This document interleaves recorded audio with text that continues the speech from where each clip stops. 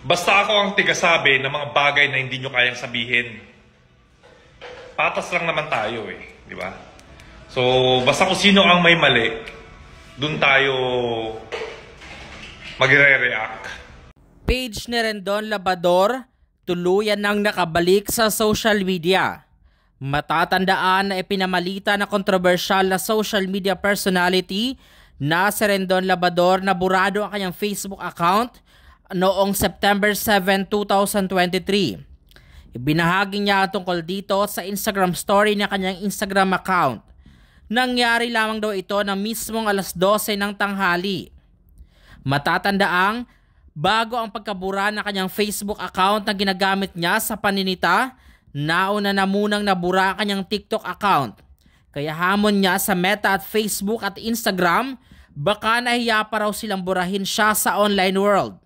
Sa tuluyang pagkawala ng kanyang Facebook account, ay humingi si Rendon ng paumanhin sa kanyang mataga-suporta. Pero ngayong araw nga, muling nagbabalik ang tinaguriang motivational speaker na si Rendon Labrador. May panibago siyang post tungkol sa tuluyan niyang pagbabalik.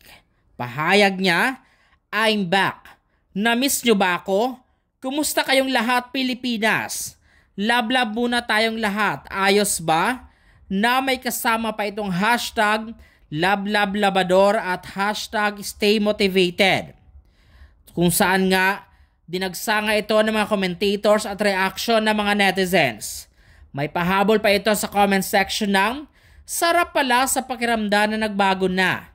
Hashtag #LabLabLabrador at ang sarap pala magmahal."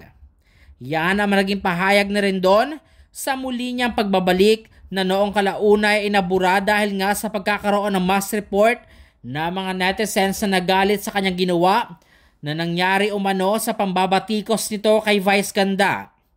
Marami sa mga netizens ay nagpahayag o nagbigay ng pag-welcome kay Rendon Labrador dahil sa tuluyan nitong nabawi ang kanyang Facebook page na merong mahigit 1,000,000 followers.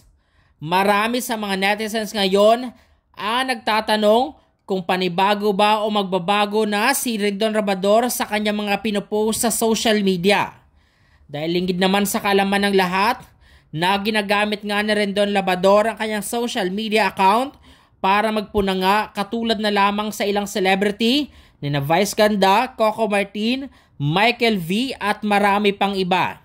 Ikaw, ano ang masasabi mo sa tuluyang pagbalik ng Facebook page ni Rendon Labrador?